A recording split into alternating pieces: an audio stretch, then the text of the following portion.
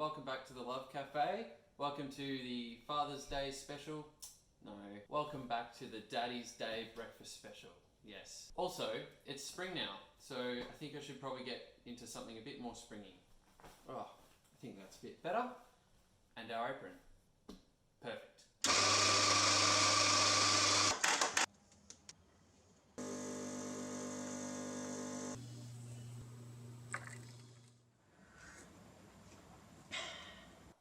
So, for our Father's Day breakfast, I think the first thing that we're going to need is a dad.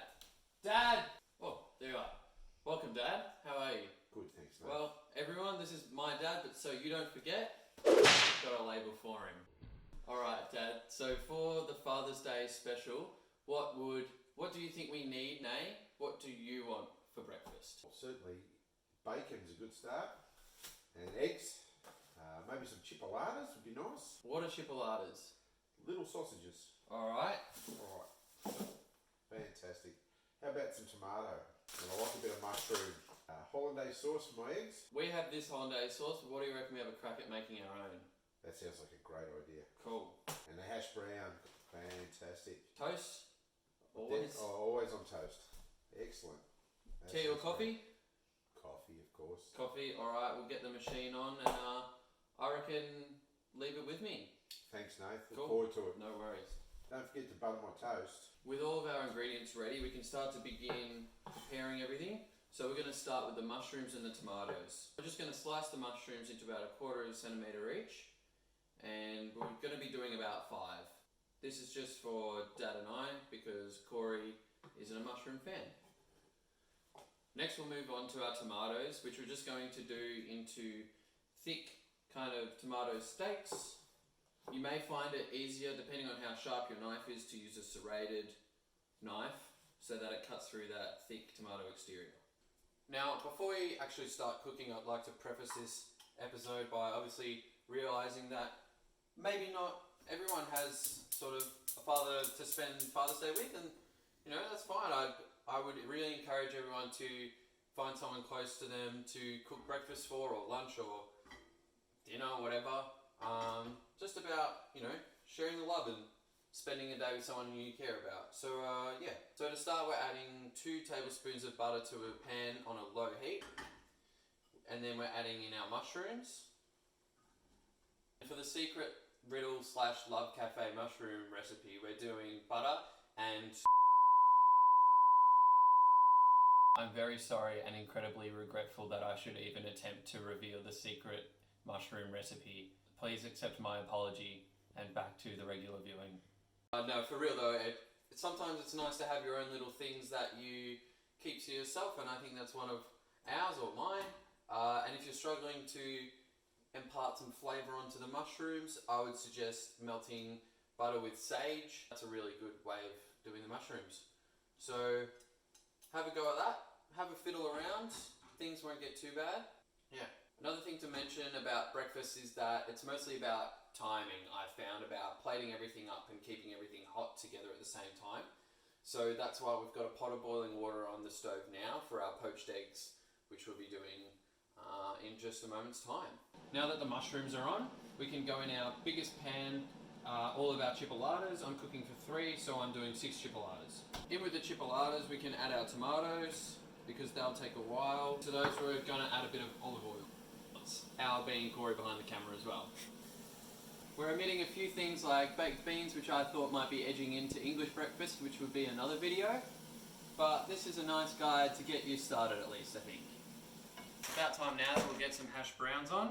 So for that, we'll need this 5.3 litre air fryer from Kmart that Corey got for us.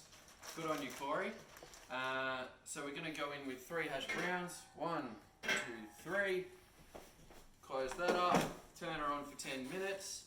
And these will take about 15 minutes. So once the timer goes off, we'll flip them over and go for another 5. If you don't have an air fryer like us, you can just chuck them in the pan, or you can even put them in a sandwich press, which works really well as well. Great. Now that everything's on the stove, we can prepare our hollandaise sauce. Psych! It's going in the trash! We're going to be making our own hollandaise sauce. And the first thing you need to do for that is separate 4 eggs. Our egg yolks have been separated from the whites. They're going in the blender with a splash. Now that you know my eyes be. Well, you can't really see it, but the pain in my eyes is actually incredulous. This is exactly why we can't have nice things. Thanks, Corey. Anyway, moving on. Of apple cider vinegar. Blend. The most important step is to eat a cake bar that Mum just gave you, and then we're going to melt about 5 tablespoons to 6 tablespoons of butter. 60 grams, I think it is, but I'll update you. I'm putting that in. Okay, our butter is melted, and I think to add another random measurement, and it's probably about 1/4 cup. We don't need this little lid thing anymore. If I just break it. What we're going to do is we're going to slowly drizzle in the butter while the eggs blend, so as to emulsify both the elements.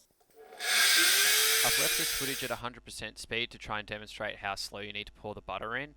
You need to do it slow so that the heat from the butter doesn't scramble the eggs and ruin the consistency. If you don't have a blender, you can use a stick blender if you've got one, or even a double boiler you can have a go at using if you don't mind the challenge. Other things you can add in are lemon juice, cayenne, or paprika. The consistency we're going for is that so that you can coat the back of a spoon and then it'll stay on. Yum. Our hollandaise sauce is done, and everything's still going a little bit on low, and the timer's just gone off the air fryer, so very carefully we can flip our hash browns, chuck them in for another 5 minutes, and it's about time to get our bacon and our eggs on. Going in with bacon strips and bacon strips. Get your toast down. For our eggs, we're using poachies. You might have seen them on the Instagram stream in previous times, and that's again what we're using. They're a family favourite here at our household, and we're going to put those into what I'd call a roaring simmer for about 4 minutes while our toast cooks and everything finishes up, including the bacon. Now the tomatoes I've been considering, and I think you should probably put them in a little bit later than I did. I don't normally cook those, so yeah, if you're going to do tomatoes, put them on a little bit later. By now everything should be just about ready. The eggs are about done, and hopefully nothing's burning as well. Let's check on our toast. Jeez. Perfect. Let's get some butter on those.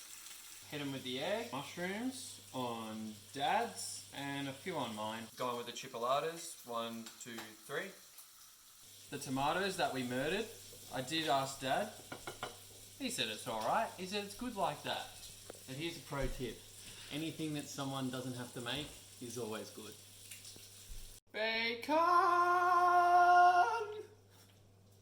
Gentlemen, the name of the game is hash browns. Those that we made earlier. Truth be told, we always use that packet mix.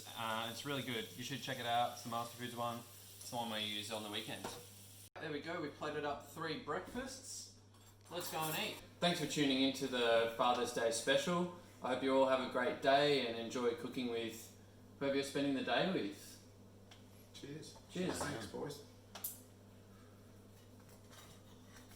Happy Father's Day, Dad. Now come here, give me a little kiss on the lips.